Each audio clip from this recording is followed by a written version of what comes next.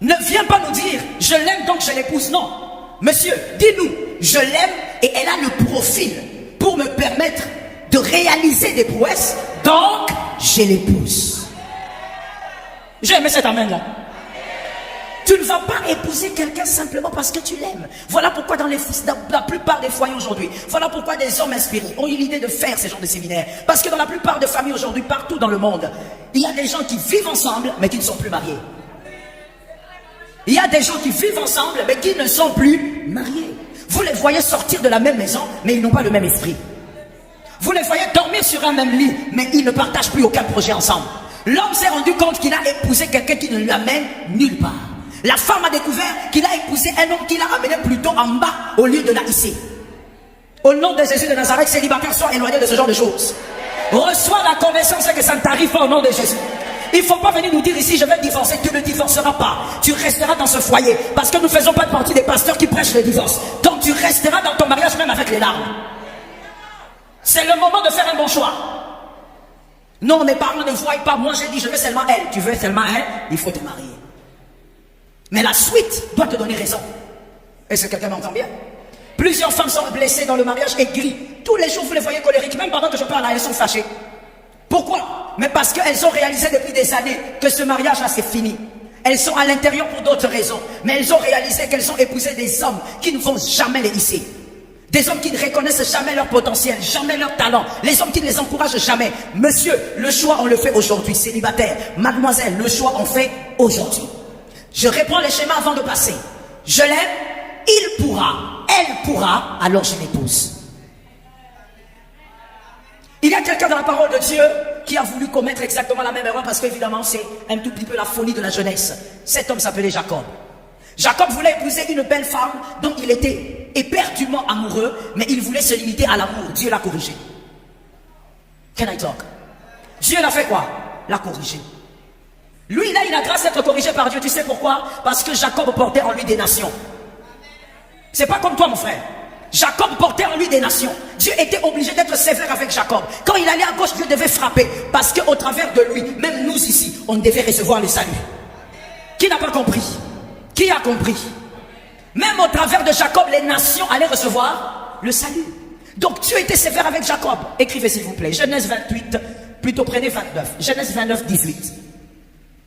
Genèse 29, 18. Jacob va dire à Laban, moi je veux Rachel. Elle est tellement belle, moi je prends 7 ans de travail pour Rachel. Oui, la Bible d'ailleurs le dit que Jacob était belle. Belle de figure et belle de taille. La Bible précise quand il y a la beauté quelque part. Que quelqu'un lève sa main droite et dise, Dieu aime la beauté. Oui, Dieu aime la beauté. Alors il faut, j'ouvre une parenthèse seulement, hein. Ça va te déranger? Ça va te déranger? Ok, je chante en disant ceci. Dieu aime la beauté. Alors mon frère, arrête un peu avec cet évangile. Là où toi, quand tu vois la beauté, c'est toujours l'esprit des sirènes. Quand tu vois la beauté, c'est toujours l'esprit des eaux. Laisse la jolie femme là avec son make-up, avec son teint qui va bien. Toi, et puis souvent, ce sont les hommes aigris. C'est-à-dire les hommes qui n'aiment pas. Non, je vais trouver un nom pour eux. Ce sont les hommes avares. Les hommes qui n'aiment pas donner l'argent. Non, je vais le dire mieux. Je vais le dire mieux. Les hommes qui n'aiment pas entretenir leur femme. Ça veut dire que ce sont ces hommes-là, dès qu'ils voient une femme qui a une belle peau, sirène des eaux. Dès qu'ils voient une femme qui a, je sais pas, ses jolis tissages, elle a bien arrangé. Jézabel. Qui t'a dit Jézabel? C'est parce que tu es avare. Sors, mon frère. Sois délivré de cet esprit-là. La beauté, Dieu aime. Tant que la beauté ne choque personne, Dieu aime la beauté. Tant que la beauté reste dans l'équilibre, Dieu aime la beauté. Tant que la beauté reste dans l'équilibre, Dieu aime. Toi, on t'a dit que le ciel est sale. Parlons d'abord du ciel, parce que c'est écrit dans les Apocalypses. On t'a dit qu'au ciel, là-bas, il y a la santé. Tu ne lis pas ce qu'on a dit là. Quand tu lis sur le ciel, il n'y a même pas un endroit où on a dit, il y a la pelouse. Non, il y a de l'or. Mais toi, dès que tu vois seulement une fille, non, moi, je ne peux pas épouser ce genre de filles là. Oui, mon frère, tu ne peux pas épouser ce genre de filles parce que toi, tu es avare. Tu ne vas pas entretenir ce genre de peau là. Genèse 29, 18. Il y a donc Jacob qui dit, moi, je veux Rachel. Je travaille 7 ans pour Rachel. Et la Bible est claire. Jacob aimait Rachel parce qu'elle était belle. Alors il a donné tout son cœur, il y travaillait. Mais c'est que Jacob ne pouvait pas évidemment savoir. Et Dieu a utilisé la coutume juive pour corriger et recadrer Jacob. Jacob a voulu épouser une femme que parce qu'il était éperdument amoureux. Or, les entrailles de Rachel ne portaient que Joseph. C'est-à-dire un homme qui allait donner la paix à une période bien définie et à une génération bien définie. Mais les entrailles de Rachel ne portaient pas le Shiloh. Le Shiloh se trouvait dans les entrailles de Léa. Mais les entrailles de Léa qui portent les Shiloh, lui qui va donner la paix à des générations, lui qui va donner la paix à toutes les races, lui qui va donner le salut à toutes les races, cette femme n'était pas belle comme Rachel. Jacob veut l'amour, Dieu cherche la destinée. Qui a compris? Non, il y a des gens qui n'ont pas compris, je redescends encore. Jacob veut l'amour, mais Dieu cherche les réalisations. Dieu fait comprendre à Jacob qu'il ne suffit pas d'aimer, tu dois trouver quelqu'un qui va amener ton nom quelque part. Et donc Dieu s'organise pour que Léa entre dans le foyer de Jacob. Parce que dans les entrailles de Léa, même si elle n'est pas belle, il y a des réalisations. Elle enfante Judas et Judas enfantera celui qui a le commandement. Le bâton de commandement ne quittera pas Judas jusqu'à ce que vienne le Shiloh. Est-ce que quelqu'un m'entend bien? Une famille, il doit avoir de l'amour et des réalisations. Est-ce que quelqu'un m'entend bien? Il faut qu'il y ait de l'amour et des réalisations. Dieu recadre Jacob, il dit à Jacob, écoute petit, tu vas commettre une erreur. Tu veux la beauté, c'est bien, mais ce que tu n'as pas compris, c'est qu'avec Rachel, tu vas t'arrêter en Égypte. Can I talk to somebody? Avec Rachel, tu vas faire quoi? Tu t'arrêteras en Égypte. Parce que Joseph est celui qui amène les gens en Égypte. Il donne le pain, mais c'est aussi à cause de lui qu'ils sont devenus esclaves. Les entrailles de Joseph donnent des solutions éphémères. Les entrailles de Rachel, plutôt, donnent des solutions éphémères. On va en Égypte, on est consolé, on a le pain, mais après un temps, on devient esclave. Mais les entrailles de Léa permettent une réalisation générationnelle. Jusqu'aujourd'hui, on parle de Léa. Pourquoi? Parce que de Léa est venu le Shiloh. Dis à un frère, de Léa est venu le Shiloh. Je crois qu'il y a quelqu'un qui m'a compris là-bas. Dis encore à quelqu'un, de Léa est venu le Shiloh. Donc Dieu n'est pas là seulement pour vous voir vous marier parce que vous vous aimez. Vous vous tenez la main sous la pluie. Non. Vous êtes là sous la pluie, vous sentez que c'est de l'amour, vous vous mouillez totalement. Non. Dieu, lorsqu'il est d'accord avec un foyer, c'est parce qu'il sait que dans ce foyer, il y a aussi la possibilité de réalisation. Ça tombe sur celui qui est là derrière. La possibilité de réalisation. Avant d'évoluer, laissez-moi parler un peu aux célibataires. Levez-moi votre main droite et que je vous dise quelque chose. Merci, baissez-les maintenant. Je dis ceci aux célibataires. Lorsque une personne est comme Léa, c'est-à-dire une femme ou un homme qui est capable de t'amener loin, de t'aider à avoir des réalisations ou à accomplir des prouesses, ce sont des choses qu'on constate déjà quand on est fiancé. Quel type de causerie il sort de sa bouche? Depuis que tu es avec lui, vous causez pendant 2 heures. Tout ce qu'il te raconte, c'est le théâtre. Tel acteur a fait, tel acteur a fait, tel acteur est mort. Lui, tout ce qu'il te raconte, c'est le théâtre. Et mademoiselle, tu viens ici en courant, même si tu es en crise de mariage, tu nous dis tu as trouvé un homme. Tu n'as pas trouvé un homme. Tu as trouvé celui qui va commencer à te raconter les choses qui sont à gauche et à droite. Lorsque tu parles avec cette fille pendant 2 minutes, qu'est-ce qui sort de la bouche de cette fille? Une personne qui est capable de t'amener à accomplir des choses, c'est une personne aussi dont la bouche révèle les choses cachées, glorieuses. Elle passe avec toi 3 minutes, dans 3 minutes, monsieur, ta tête commence à bouger. Elle passe avec toi 3 minutes sous l'arbre, vous causez, c'est ta fiancée. Dans 3 minutes, tu as la solution à beaucoup de problèmes. Dans 3 minutes, tu vois déjà comment tu peux entreprendre. Elle te donne des pistes de solutions pour avoir de l'argent. Regarde comment tu me regardes, comme si tu n'aimes pas l'argent. Elle te donne des pistes de solutions pour sortir de la stagnation. Ce n'est pas une femme avec qui tu parles depuis qu'elle a commencé à te parler. Elle ne te parle que de ce qu'elle n'a pas aimé quand vous êtes allé dans la fête dernièrement. Elle n'a pas aimé ce qu'elle avait vu dans votre famille. Donc elle est focalisée que sur les futilités. Mon frère, aime et choisis celui qui peut t'amener. Et donc Dieu a recadré Jacob. Dieu a imposé à Jacob Léa. Pourquoi? Parce que l'amour seul ne suffit pas. Pour réaliser des prouesses sur la terre, en tant que couple ou famille, l'amour seul ne suffit pas. Mais je vais même pousser ma thèse un peu plus loin. Ça va peut-être te choquer, mais ce qui est biblique est biblique. Lorsque l'amour n'est pas accompagné des réalisations, ce n'est pas de l'amour, c'est l'illusion. Et toute illusion a comme spécialité de faire perdre le temps. Tu es dans une chose qui te fait perdre le temps.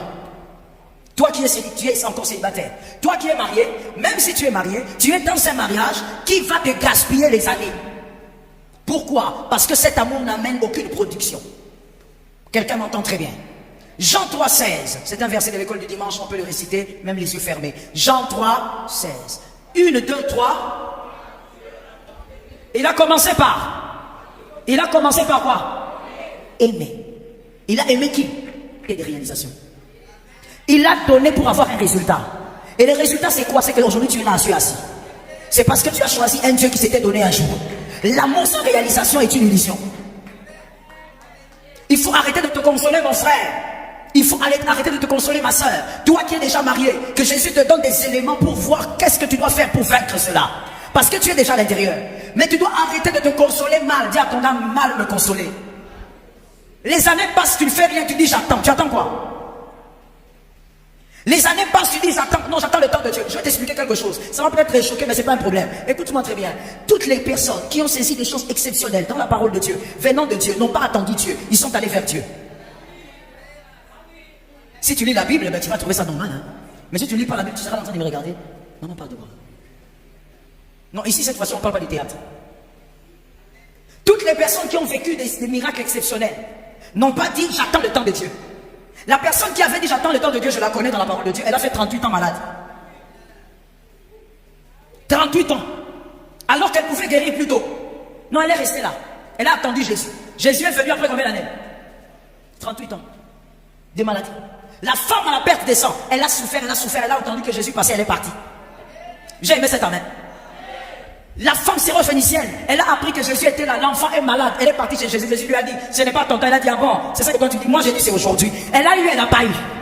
Marie a dit à Jésus, il n'y a plus de vin. Jésus a dit, ah, il faut te calmer, femme, il faut arrêter ça. Mon heure n'est pas encore arrivée. Quel exemple plus clair comme celui-là. Jésus a précisé, je refuse de faire le miracle, pas parce que tu as mal demandé, mais l'heure du miracle n'est pas encore arrivée. Marie a dit, il faut laisser ça, tu vas faire. Marie est allée chez les serviteurs, elle a dit, faites ce qu'il vous dira. Il avait fait ou il n'avait pas fait. Alors je dis à quelqu'un, arrête de mal te consoler en entendant le temps de Dieu. Tu n'as qu'à aller vers le temps de Dieu là. Donne un amen normal que je t'entende. Donne un autre amen que je t'entende. Donne-moi 3 amens que je t'entende. Je dis à quelqu'un, va vers le temps de Dieu. Il n'y a aucun verset biblique, si tu le trouves, envoie-moi un texto. Aucun verset biblique qui dit, Dieu refuse lorsqu'on le suit. Dieu n'a jamais refusé lorsqu'on le suit. La Bible dit, voici les miracles qui accompagneront ceux qui croiront. Mais la Bible ne me dit pas que moi je dois attendre à un seul endroit. Le miracle me suit, moi je suis Jésus. Je veux prendre ce qui est à moi selon le temps de ma foi. Dis-moi le temps de ma foi.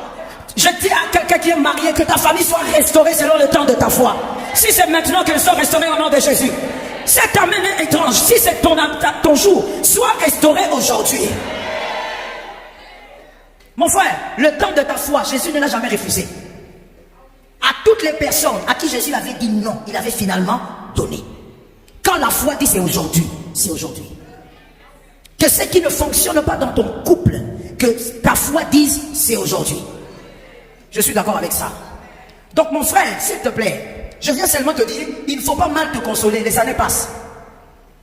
Il faut plutôt trouver la solution. Quelle est la solution? Parce que peut-être que tu n'étais pas bien marié, peut-être que ce n'était pas la femme qu'il fallait, peut-être que ce n'était pas l'homme qu'il fallait. Maintenant, comme tu ne peux pas divorcer, quelle est la solution? Il faut arrêter de te consoler. Il faut arrêter de mal te consoler. Seigneur, j'attends. Toi, tu attends quoi? Tu avais 25 ans, maintenant tu as 40. Mais quand tu fêtes tes anniversaires, tu ne nous dis pas. Des fois même quand on vient te dire bon anniversaire, toi-même tu ne sais pas dire merci parce que tu as tellement changé de date. Tu as oublié que c'est le jour de ton anniversaire, tu as oublié parce que tu as changé de date. Tu te dis non, on est en 2022. Non. Toi tu es né à l'époque du maréchal, non toi. Toi tu es pas dans l'époque du maréchal, on se connaît. Les gens qui sont dans l'époque du maréchal, on se localise. Ah mon frère, moi je n'ai plus honte de ça. Hein. Faut assumer. On se localise. Comme là, je t'ai déjà localisé. Toi tu es de l'époque du maréchal. Oh non, moi Joseph, quel Joseph va tenir? Toi tu es né à l'époque du maréchal Mobutu. Toi tu as vu tous les règnes, sauf Kassavou. Mais tu te consoles. Les années avancent, tu te consoles. Tu seras surpris un jour, quelqu'un va venir dire bonjour Pépé. Hey, je ne suis pas Pépé, tu es Pépé. Et tu es déjà devenu Pépé depuis très longtemps. Faut pas te laisser mentir par les pantalons que tu mets là. Donc il ne faut pas se consoler mal. Quand ça ne va pas, il faut dire ça ne va pas. Et je dois trouver une solution. Que Jésus te soutienne. Allons-y s'il vous plaît. Quelles sont les raisons quelles sont les grandes raisons, les raisons donc principales qui empêchent la famille de vivre ses réalisations? Il y a des raisons, il y en a plusieurs, mais j'ai pris les grandes, qui empêchent une famille de vivre des grandes réalisations. Oh, les réalisations, mon frère, tu les connais. Je ne pense pas que je dois les énumérer ici. Tu connais ce que c'est, des grandes réalisations. Première raison qui empêche qu'une famille, là maintenant nous sommes déjà dans le mariage, une famille, papa, maman et les enfants, une famille n'arrive pas à vivre des grandes réalisations. Genèse 6, 14 à 16.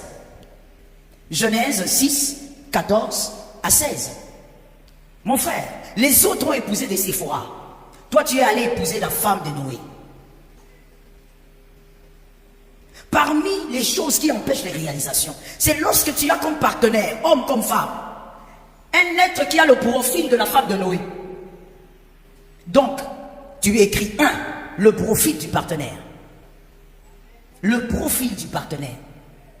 Tu es déjà marié, tu as ta famille, mais qu'est-ce qui fait que tu ne réalises pas des prouesses? Tu as des bonnes idées. Des fois même Dieu te fait grâce, il te donne un peu d'argent. Mais qu'est-ce qui fait que tu n'arrives pas à réaliser des choses? L'année est terminée. Quel bon message pour la fin de cette année. Que Dieu bénisse les personnes qui ont été inspirées. L'année est terminée. Toi tu attends décembre, l'année est terminée. Maintenant toi tu as fait quoi depuis le début de l'année? Ta famille a réalisé quoi? J'ai parlé tout à l'heure avec le verset que j'ai donné, je te parlais de la femme de Noé. Les autres ont des Séphora. Grâce à Séphora, Moïse est resté leader. Il est resté vivant. Parce que celui qui voulait tuer Moïse, ce n'est pas le diable. C'est Dieu lui-même. Vous allez m'excuser, hein? Moi j'aime parler aux lecteurs de la Bible. Donc je ne raconte pas beaucoup les histoires. Je te donne les versets, tu localises et puis on avance. Séphora a sauvé Moïse. Dieu s'élève pour tuer Moïse. Si Dieu veut te tuer, qui va l'arrêter? Dieu veut te tuer, qui va se tenir devant Dieu? Mais Séphora vient, elle sauve son mari. En réalité, c'est grâce à Séphora que Moïse est devenu le leader que toi et moi nous connaissons. C'est grâce à sa femme. Sa femme a permis que Moïse reste vivant. Mais toi, au lieu de trouver Séphora, je parle du profil. Ça peut donc être un homme comme une femme. Toi, tu vas prendre les Séphora de la femme, plutôt le profil de la femme de Noé. Qui connaît le nom de la femme de Noé? Lève la main, on veut te donner le micro, s'il te plaît. Si tu es en distanciel, envoie-nous ça aussi par texto. Elle s'appelait comment? La Bible ne donne même pas son nom. Un homme grand comme Noé. C'est grâce à Noé que la race humaine a été préservée. Moïse est grand, plutôt Noé est grand. Il n'est pas petit. C'est un homme grand, même si on le prêche très peu.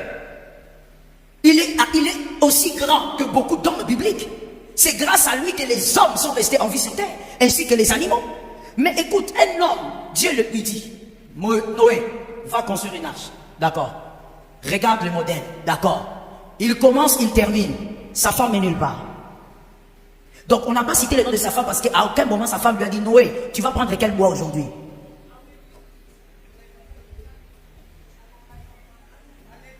Qui a compris? C'est pour ça qu'on ne connaît pas le nom de sa femme. On connaît le nom de la femme de Moïse. Pourquoi? Elle a sauvé son mari. Elle a marqué l'histoire. Mais pourquoi on ne connaît pas le nom de la femme de Noé? Noé a fait quelque chose de gigantesque. Un projet extraordinaire. Il est allé jusqu'à accomplir. Mais la femme ne lui a même jamais dit, Noé, est-ce que je peux t'accompagner aujourd'hui? Noé, est-ce que tu peux me montrer où se trouve le marteau? La femme n'a contribué à rien. Alors que l'homme a été l'auteur d'un très grand projet qu'il a même réalisé. Voilà les types de personnes que toi tu as. Comme mari, comme femme. Les personnes improductives. Des personnes qui ne produisent rien. Écris avec moi, c'est dans le 1 là. Écris petit a. Des personnes qui ne produisent rien. Ni matériellement, ni en idée. Rien du tout. Tu as un mari, quand tu lui poses des questions, j'ai un projet de faire ceci, il te dit fais comme tu veux. Aucune idée. Tu lui dis, mais chérie, je voudrais acheter un champ. Bon, fais comme tu veux. Tu as une femme qui ne te donne jamais, ne fût-ce qu'une petite idée. Jamais. Des personnes improductives.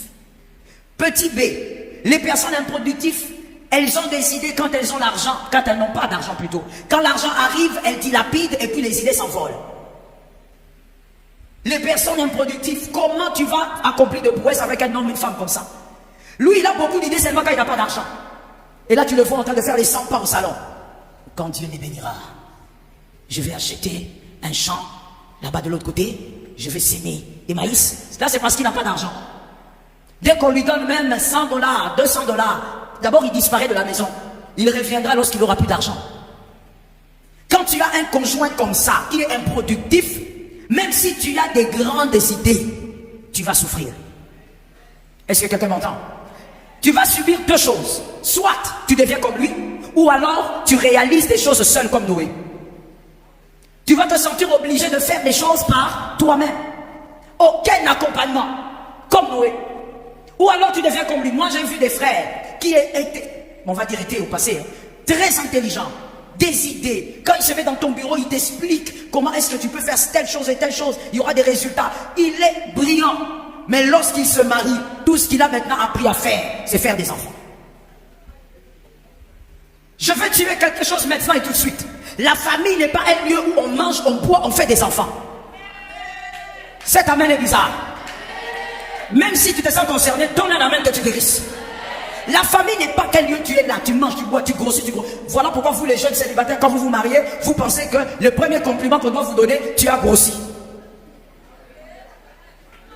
Quand tu entends un célibataire dire à son ami qui s'est marié, ouh, vraiment, tu as grossi, ça veut dire que dans ton mariage tu vas bien. Qui t'a dit ça? Il y a des personnes qui grossissent quand elles dépriment. Tu sais pas ça? Seulement chez nous, en Afrique, lorsque quelqu'un grossit, comme on ne fait pas certaines études poussées, on dit seulement, il va bien. Mais il y a des gens qui grossissent quand ils vont très mal. Ils sont dans la dépression, ça les fait grossir.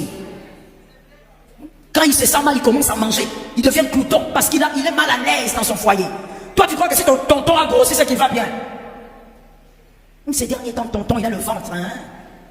Il faut faire la dimension du cercueil déjà avec tout ça là. Parce qu'il est tellement mal comme il est là qu'il risque de mourir par surprise.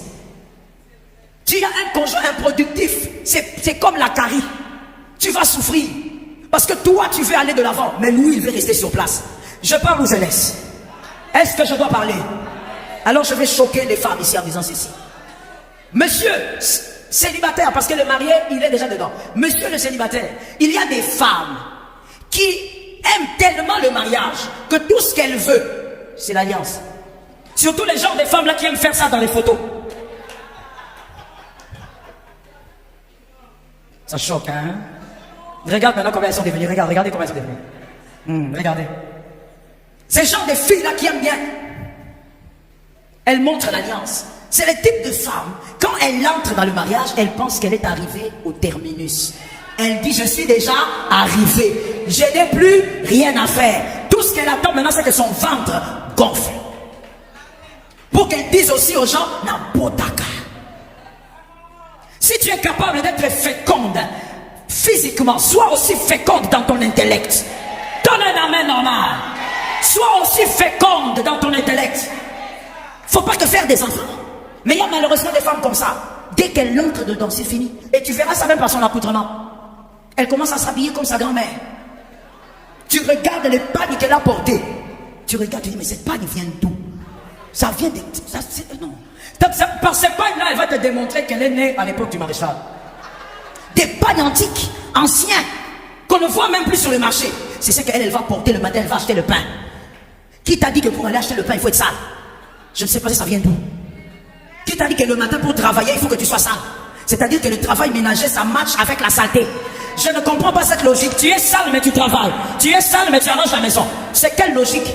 Si tu arranges la maison pour que ça soit propre, toi d'abord commence par être... Donne un amen.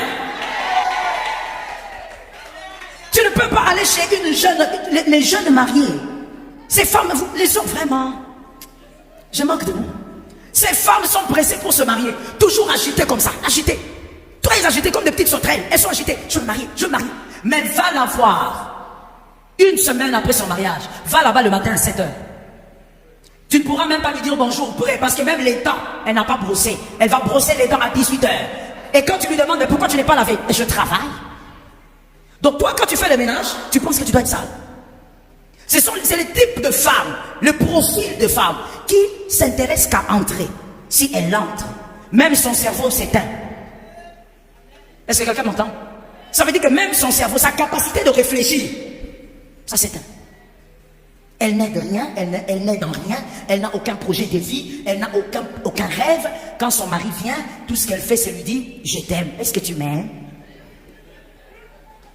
Les gens de filles qui aiment beaucoup, qu'on les répète, je t'aime là. Des femmes possessives.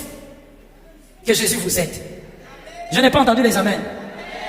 Mais si tu es fâché, tu es venu pourquoi? Tu ne savais pas que c'était moi aujourd'hui, hein? C'est ça. C'est la surprise de l'église. Je dis, ce genre de femmes-là, mon frère, fouille-les. Mon frère, je te conseille, tu es célibataire, je dis, fouille cette femme-là.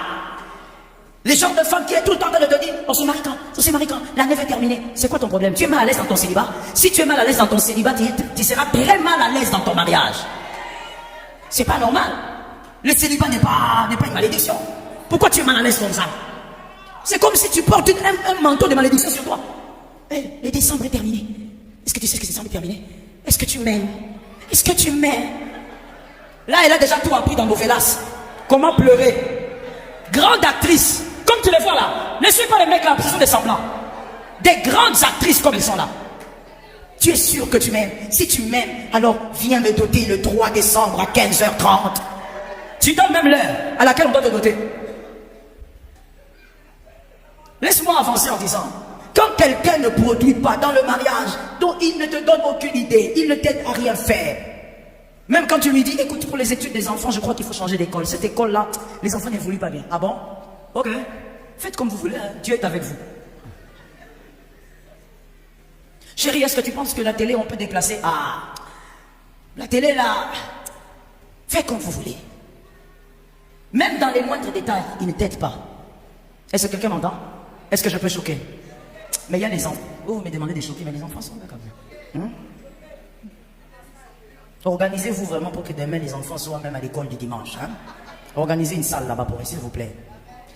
Vous savez, ces personnes improductives, voici ce que moi j'ai constaté. Avec les quelques années pastorales que j'ai constaté que les partenaires improductifs, voici les symptômes des partenaires improductifs. Ils sont très plaintifs. Ils se plaignent beaucoup. Ça ne marche pas, ça ne marche pas. Celui qui se plaint beaucoup des choses qui ne marchent pas ne fait rien pour que ça marche. Celui qui se bat pour que les choses marchent ne se plaint pas. Et ça, c'est dans tous les domaines de la vie. Même à l'église. Les personnes qui se plaignent beaucoup, ce sont les personnes qui n'aident personne ici. Ce sont les personnes qui ne font rien ici. On t'a jamais vu à la chorale, on t'a jamais vu à l'intercession. Ce sont ces gens-là qui vont se plaindre de l'église. Mais quelqu'un qui travaille ne se plaint pas. Parce que lui-même met la main dans la pâte.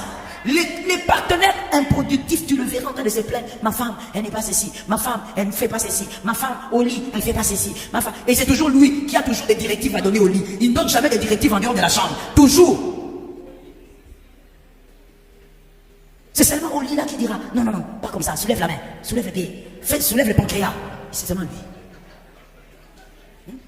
Mais là, quand on sort de la chambre, là, on te demande, la famille ici, cette année, on devait même faire le commerce, on devait même entrer dans le transport, avoir des taxis. Papa, qu'est-ce que tu dis? Où est l'argent qui était prévu? Non, je ne sais plus, j'ai fait beaucoup de choses. Mais c'est dans la chambre, dans le noir. Déplace ton cœur, mets ton cœur là où il y a les poumons, prends les poumons, fais monter. Je suis obligé de parler comme ça, il y a des enfants là-bas. On fait comment? Toi-même tu as compris. Ces gens de partenaires là, qui aiment faire déplacer les organes, mais ils sont improductifs. Tu demandes à l'autre beaucoup d'efforts alors que tu nous amènes nulle part. Tu demandes à ton mari trop d'efforts alors que tu nous amènes nulle part. Oh, mon mari ne m'achète pas ceci, il ne m'a pas acheté la voiture, toutes les femmes ont des voitures, toutes les femmes là c'est qui? Toi tu es là pour vivre comme ces femmes là. Et peut-être même que ces femmes que tu vois se sont achetées elles-mêmes des voitures. Si ton mari ne peut pas t'acheter de voiture, achète-toi toi-même une voiture.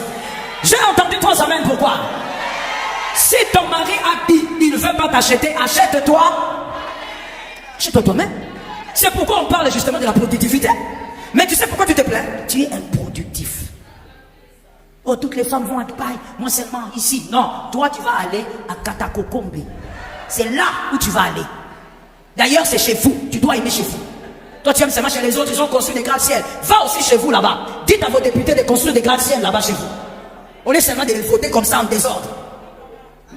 Tu votes quelqu'un en désordre, il ne fout rien, il ne dit rien. Tout ce qui sort de la bouche, des choses de bizarreries. Non, tu iras dans votre village natal. Tu n'es jamais allé chez votre papa, tu iras chez votre papa. Oh non, moi je suis seulement ici. Moi je vois les femmes, elles sont bien. Elles sont bien, mais produits, madame. Sois productif. Si au moins tu ne peux pas, ou tu ne veux pas, parce qu'on va pas dire tu ne peux pas. Si ton mari te dit tu ne travailles pas, d'accord, c'est votre organisation. Chaque couple a son organisation. Mais produire au moins à la maison, t'en es décidé. La femme n'a même pas besoin de se déplacer pour faire des prouesses. La femme, son cerveau là, c'est une mine d'or. Est-ce que quelqu'un m'entend bien? Lorsque tu penses qu'une femme me donne un amen. Non, j'ai besoin des femmes me donner un amen. Mademoiselle ou madame, lorsque vous pensez que vous devenez vous-même seulement en ayant un bureau, là vous m'amenez à comprendre, mademoiselle ou madame, que vous êtes dans l'ignorance. La femme n'a pas besoin d'avoir un bureau pour produire des choses. Sa tête, je disais, est une mine d'or. Mais les gens qui ne produisent rien aiment se plaindre. Oh non, moi je suis ici, le pasteur ne vient même pas me voir. Moi j'ai perdu beaucoup de choses, j'ai pas vu le pasteur. Moi j'étais en deuil 50 fois. J'ai pas vu le pasteur. Bon, toi quand l'église dit, on a intercession, parce que nous devons faire quelque chose, nous avons un projet, tu viens? Toi tu ne fais rien, mais tu veux qu'on fasse des choses pour toi. Ça, ce sont les symptômes de celui qui ne produit pas. Celui qui produit, même quand son pasteur ne vient pas le voir, à des moments cruciaux de sa vie, il sait que autant lui, il peut être occupé, son papa aussi a certainement été occupé. Parce qu'il sait ce que c'est l'activité. Mais celui qui n'a pas la notion de l'activité, je t'ai appelé, tu n'es pas venu à 12h. La femme que tu as appelée là, qu'elle vient te voir à 12h, elle est mariée. Elle a des choses à faire. Elle ne va pas sauter, arriver chez toi comme Superman. Les personnes improductives se plaignent, toujours. Et ne voient jamais de pistes de solution. Que l'Éternel te sorte de l'angle de Jésus. Laisse-moi aller vers la fin, je regarde mon temps. Deuxième raison pour laquelle certaines familles ne s'épanouissent pas, ne réalisent rien. Proverbe 22:3. Proverbe 22:3. La Bible dit, l'homme prudent voit le mal de loin et se cache. Au nom de Jésus, sois capable de voir le mal et de te cacher. Quand on dit se cache, c'est-à-dire que le mal ne l'atteint pas. Cache-toi. Mais écoutez, pour que vous puissiez vous cacher, vous devez faire quoi? Voir. Voyez. Voyez d'où vient le mal. Voici la deuxième raison que tu vas maintenant écrire, en accompagnant le vers de ce verset-là. La décision souveraine. C'est comme ça que je l'ai appelé. Ce deuxième point, ou cette deuxième raison. La décision souveraine. Aidez-moi un peu, dites à votre âme la décision souveraine. J'ai opté pour ce terme parce qu'il y a vraiment des familles, telles que nous sommes là, il y a vraiment des familles qui ont un sentiment de supériorité absolue quand il s'agit des foyers de leurs enfants. Et donc ici, je suis en train de parler des belles familles toxiques. Il y a vraiment, et je les ai nommés comme ça, ceux qui ont la décision souveraine. Selon eux, ils ont une décision souveraine. C'est-à-dire quand ils décident sur la famille de leur fils, c'est Amen. Quand ils décident sur le foyer de leur fille, c'est Amen. Il y a des familles ici, je ne parle pas de l'œil de Jésus, qui n'arrivent pas à se réaliser à cause de leur belle famille. Les décisions ne se prennent plus dans la famille, les décisions se prennent dans la belle famille. Tu parles avec ta femme sur le lit, tu dis cette année, lançons-nous un peu dans le transport. D'accord, on va prier pour ça. Au lieu de te limiter là, monsieur, toi avant d'aller au travail, tu fais un stop d'abord chez ta maman.